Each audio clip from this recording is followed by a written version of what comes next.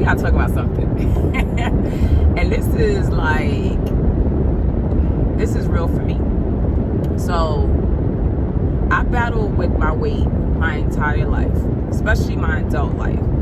I would go up in weight, go down in weight, and I'm an emotional eater. So I hate claiming things over my life as if it has to always be this way, but in the past, I would eat my emotions. So if I'm going through something in my personal relationships, I'm eating.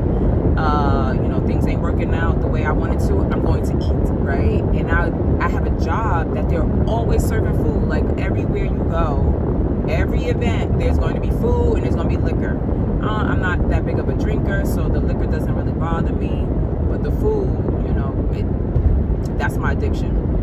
Or it has been, rather, in the past. So I fasted before, but this is my first time where I was just like, I got on the scale. I went to the doctor, I got on the scale, and I was 256 pounds. And I was just like, oh, no. And I could see it in my face. Like, I was able to see, like, the weight gain in my face. Plus, my jeans weren't fitting. My shirts were tight. And I was just like, yeah, this is not going to work. However, I was still in that mental phase of dealing with my emotions and eating my emotions and just going to these events and being in the break room and just eating. But I was like, this ain't working for me. And then I saw, like, my skin was breaking out. I was like, nah. Like, something got to be different. So I decided I'm going to do a water fast. A water fast is just having water throughout the day, no meals, right? No food.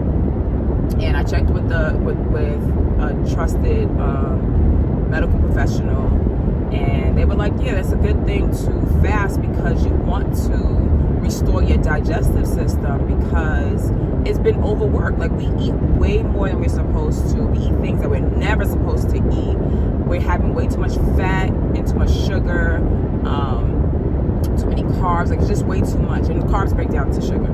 So I said, I'm going to do a water fast. And so I did a water fast for like 2 days, and one of my colleagues was like, Ramadan's coming, won't you just wait till next week and then just fast, for Ramadan. So I was like, all right, bet, I can fast for Ramadan. So I started fasting for Ramadan. My other colleagues also let me know that they were fasting for Ramadan. And I'm not Muslim by any means, neither is one of my other colleagues, but it's an observation and in solidarity with our Muslim friends.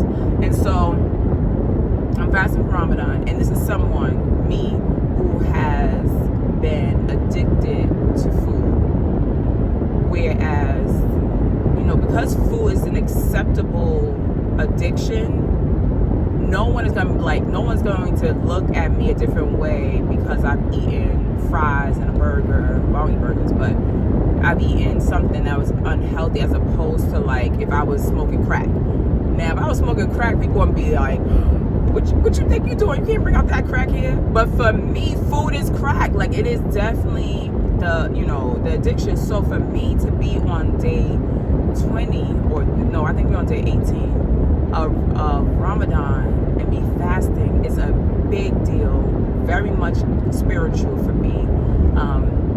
To know that I can sit in a room full of food, full of people cooking, full of people eating, and not be tempted to go and get go get something to eat. Like, I've gone out to dinner with people and watched them eat while we just talked.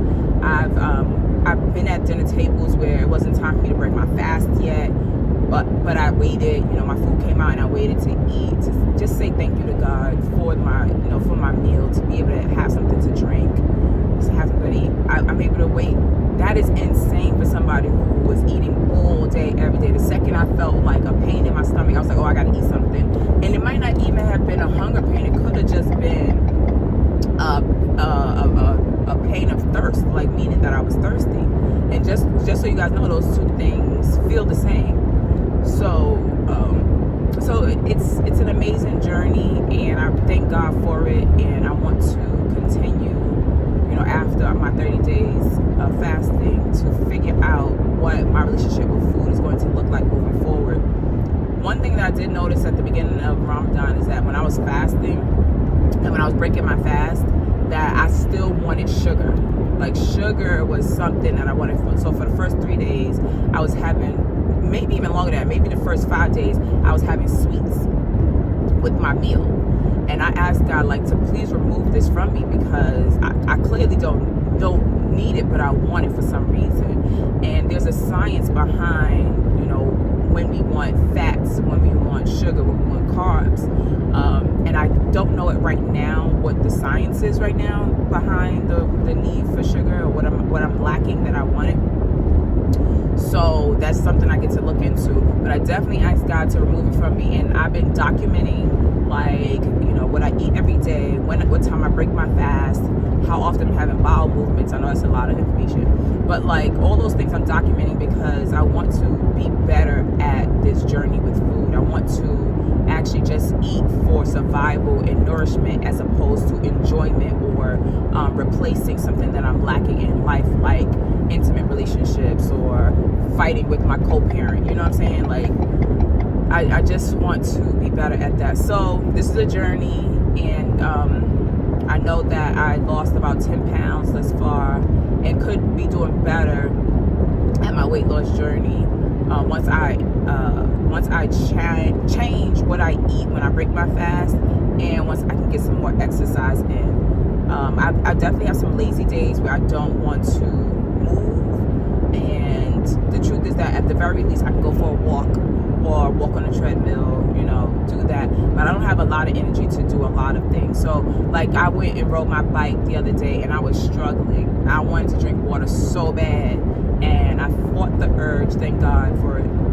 I fought the urge, but it was tough. It's tough to do that amount of cardio work and not have anything to eat or not have anything to drink. And the water is the hard part. Like, the food I probably could be okay with, but not drinking water is definitely a challenge.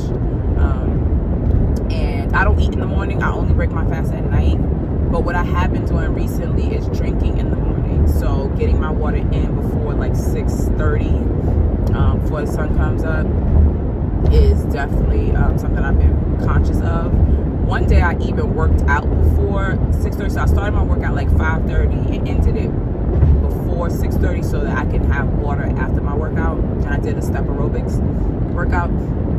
So that felt interesting. Like, I got through the workout, I was able to drink water, but then I felt the hunger pains and the thirst pains earlier in the day. I usually struggle around 3 o'clock, but ever since that workout, I've been struggling around 10 a.m., 11 a.m. with the pains of wanting to digest something, or consume something.